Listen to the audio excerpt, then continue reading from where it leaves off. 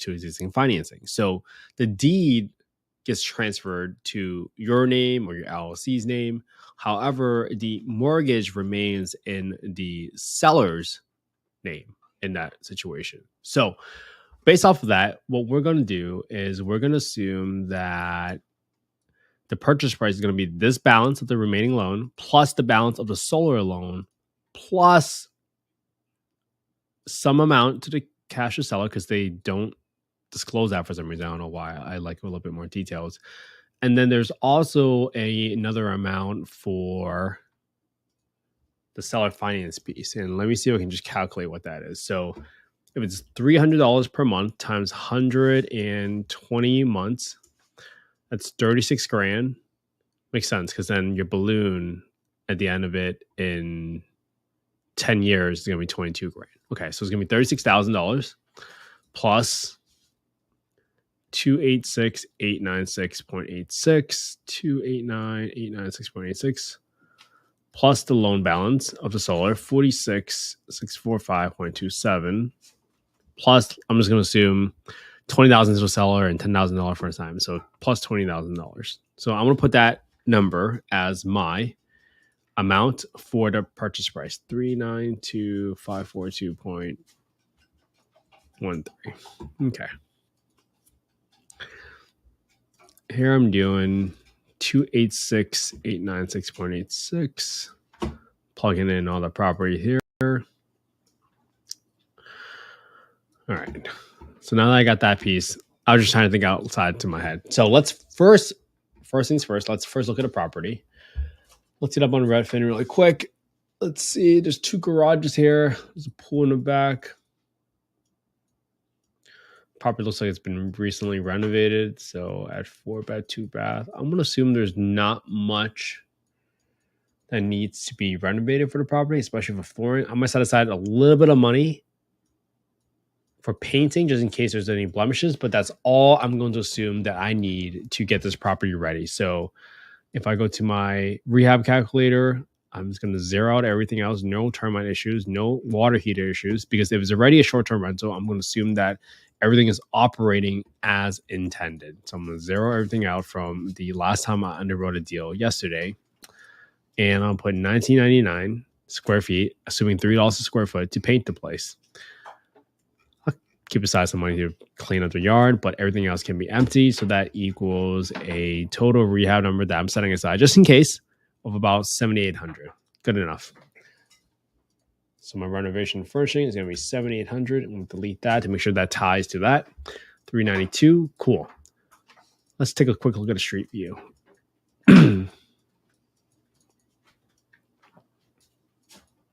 Looks like an okay neighborhood. I'm not seeing any big issues. Looks pretty quiet.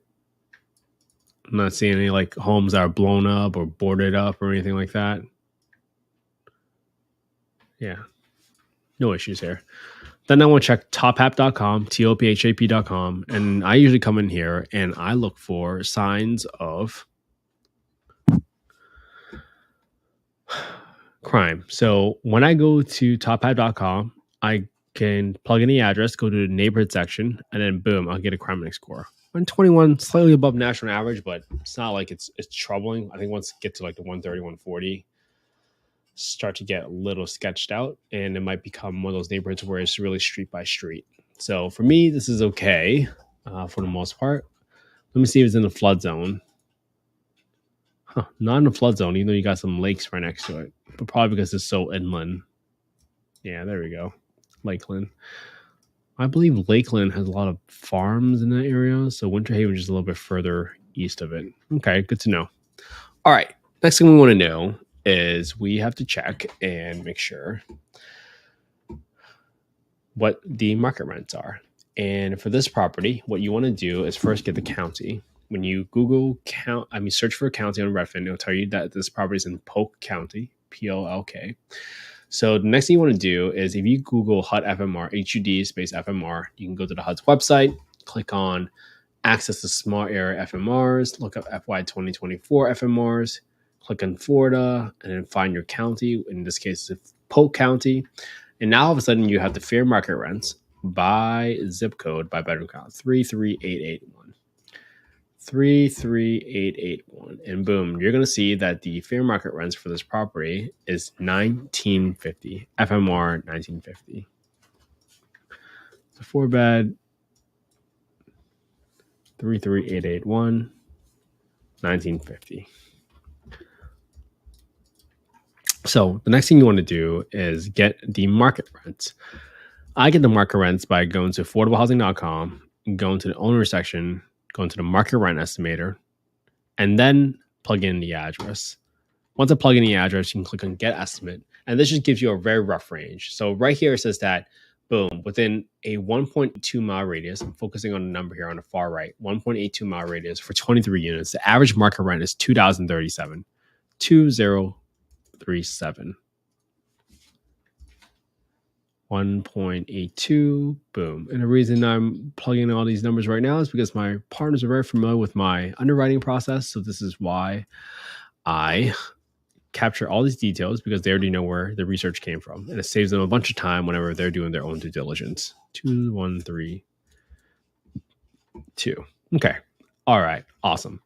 So now here's the problem. When you determine what the market rents are, or the rents that you can achieve for a property, typically you want to take the lower of the two when you compare the FMR against the market rents.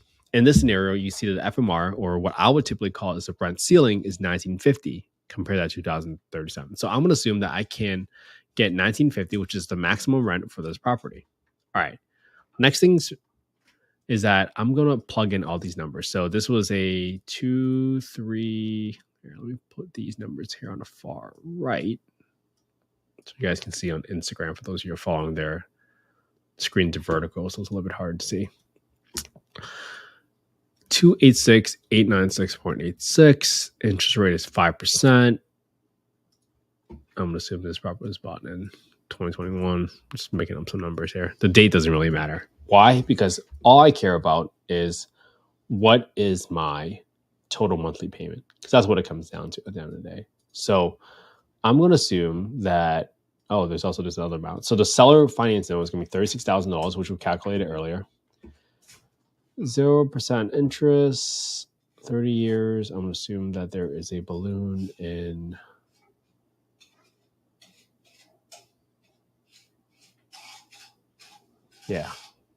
that's right. Went $300 monthly payments to the seller for 10 years. So you want this to be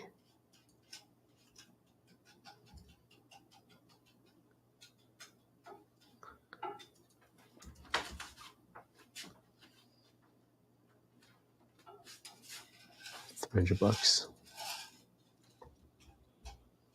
9%. All I'm trying to do is make sure the monthly payments are. I'm not trying to get the right interest rate, because there seems to be a very different loan arrangement on this property. That's okay. Oh, 58 grand. Whoops, my bad. $58,000. 2, 3, 5. Roughly $300. Yeah, 4.75. That's roughly about right.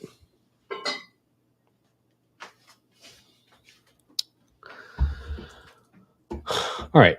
Next thing we want to do is get the property tax amount. So what I would assume is that my PITI is 2166.88 plus 253 minus the principal minus the interest of the first loan. Why? Because I want to get and back into my taxes and insurance number, but I'm also going to add my 253 for the solar, so that I'm essentially adding to my property tax number because of the additional solar amount. So that allows me to essentially add on to this amount and then back into the tax and insurance after subtracting my existing loan's principal interest payment. So it's $879. I'm gonna add in another $35, because usually the insurance for a property that is a rental property is typically higher than what the existing loan is. So I'm just being a little bit more conservative here. I'm set aside 10% for maintenance every single month, 10% for property management, and 3% for vacancy. And this is how equivalent to not a deal. Right now, this property is a negative $1,255.94. So it's not a deal for affordable housing. That means it's not a deal for short-term rentals? I don't know, but I'm not underwriting it for short-term rentals today, because that is not my goal and not my exit strategy. And I'm no longer investing in Airbnbs. I have a couple properties, they do well, but that's just not my passion project. So 392.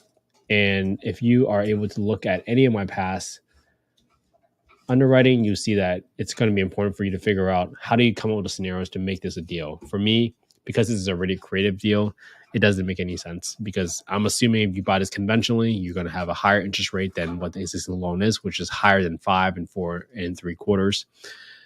So it's likely not a deal. Usually, if you get enough experience at underwriting deals, you'll probably quickly figure out like, hey, if my FMR is 1950 and my PITI is already over that amount of number, just with that in the solar, chances are you're not going to cash flow. And unless you're in an area where you're okay not cash flowing in exchange for appreciation, then that might be your exit strategy. But for a lot of folks, they're looking for some type of cash flow so that there is some yield and there's some room in place so that, well, yeah, you can make all your money on appreciation, but it's also very risky if there is no cash flow to pay off the existing debt service. So it's just something for you all to know. And this is why we always talk about analyzing other deals. So if you do want to analyze this for a short-term rental, what I would recommend is just check out my video on how to analyze short-term rentals, which is this video right here on youtube.com/@Kent_HE. This is the same analysis process that I use for short-term rentals. This one is also the one that got featured on the Business Insider. So check it out. And we'll be back here again tomorrow. Again, this was not a solicitation for any investments. It's not investment advice. I'm simply doing what I do every single day as part of my daily process. So I hope you all can analyze the deal with me every single day, put it on your own YouTube channel, and get the practice to ensure yourself that you have an undeniable track history of analyzing deals every single day, consistently. And more importantly, when your partners ask you, why do you think this is a deal? You can go point them to your own YouTube channel and then figure out and tell them, like, this is a deal because I looked at 100 other deals and they were all not deals until I came across this one. So hopefully this is good. Thank you so much for being part of the affordable housing investment community. Thank you so much for your time today. We'll be back here again tomorrow.